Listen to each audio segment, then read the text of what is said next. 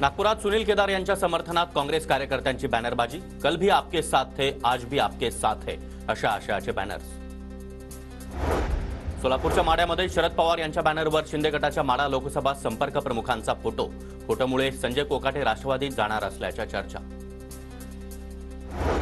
सांगलीमध्ये राजाराम बापू पाटील सहकारी साखर कारखान्याचा कलश पूजनाचा सोहळा, कार्यक्रमाला जयंत पाटील यांची उपस्थिती।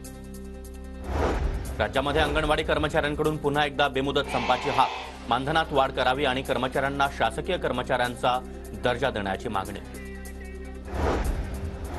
नाशिककरांना नवीन वर्षातच एका क्लिकवर मिळणार संपूर्ण मालमत्तेची माहिती। नाशिक महानगरपालिकेकडून 5.5 लाख मालमत्तांचं ड्रोनद्वारे सर्वेक्षण। नवी मुंबईमध्ये मिळणार केम्ब्रिज ऑक्सफर्ड विद्यापीठांचं शिक्षण। नवी मुंबईच्या सेटच्या जागेवर जागतिक दर्जाच्या शिक्षण आणि संशोधन संस्थांची भर पडणार।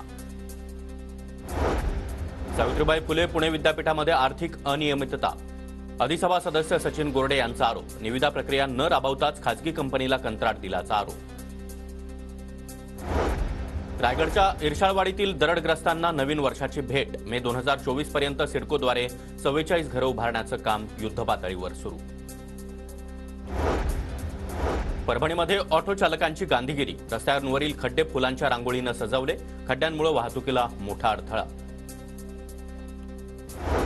राज्यामध्ये कोरोनाचे 131 नवे रुग्ण तर JN1चे 19 रुग्ण। मागील 24 तासामध्ये एकाही रुग्णाचा मृत्यू नाही। मुंबईमध्ये दिवसाला 4 आत्महत्या, धावपळीचं जीवन, कामाचा ताण आणि कौटुंबिक तणावामुळे आत्महत्येचं प्रमाण वाढलं। NCRBच्या अहवालामध्ये धक्कादायक माहिती समोर।